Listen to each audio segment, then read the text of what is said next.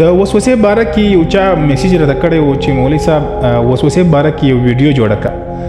ګورئ دا وسوسه دا یو ډېر خراب شی دی. کله یو انسان د په لمانځه کې وسوسې ورځي، کله د اودس په دوران کې وسوسې ورځي، کله یو ناستې بیده یې هم ده ته وسوسې ورځي. دا وسوسه دا یو داسې مرض دی. صحابو ته هم دا وسوسې ورتلې. صحابه به راغلل نبي کریم صلی الله علیه وسلم ته به یې وویل چې یا رسول الله داسې وسوسې راځي چې هغه په زړه کې مې داسې خیالات راځي موږ یې په خوله باندې نسو بیانولی یا رسول الله.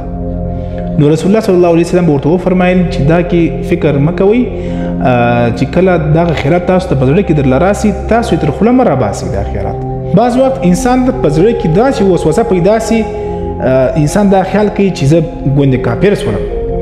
وسوسه څه شته، د وسوسې علاج څه شته، دغه ویډیو پوره را سره وګورئ او مخکې در سره شیر کړئ. دا ډېر ضروري مسله ده. ما څخه یو کس په میسیج کې پوښتنه کړې وه چې مفتي صاحب د وسوسې باره کې یو ویډیو راته جوړه کړه. صحابه کرامو ته به شیطان په زړه کې وسوسې ور واچولې.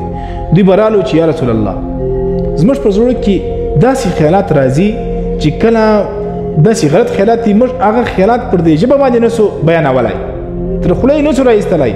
نو رسول الله صلی الله علیه وسلم ورته وفرمیل دا ستاسو د ایمان نښاني ده، تاسې دا پر خوله باندې مه راولئ. کله چې شیطان منافق هغه تاسو ته وسوسه داسې در واچوي تاسې بالکل پر خوله باندې داسې الفاظ مه راولئ. د حضرت ابو هریره رضی الله تعالی عنه سے روایت دی چې نبی کریم صلی الله علیه وسلم وفرمایل شیطان د انسان په زړه کې وسوسه پیدا کوي داسې چې پلان چې الله پیدا کړی دی، صحیح چلو ته الله پیدا کړی، ابل الله پیدا کړی دی، آخر الله چا پیدا کړی دی. وای چې کله دغه سوچ دغه فکر تاسو له راسي تاسو پر دې باندې ودرېږئ.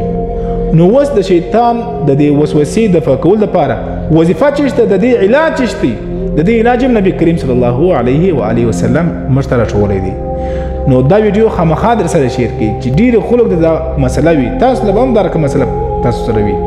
په حدیث کې راځي نو چې تاسې داسې وسوسه درته پیدا سي نو تاسې په هغه وخت باندې آمنت بالله صفت ایمان مجمل صفت ایمان مفصل تاسې وایست.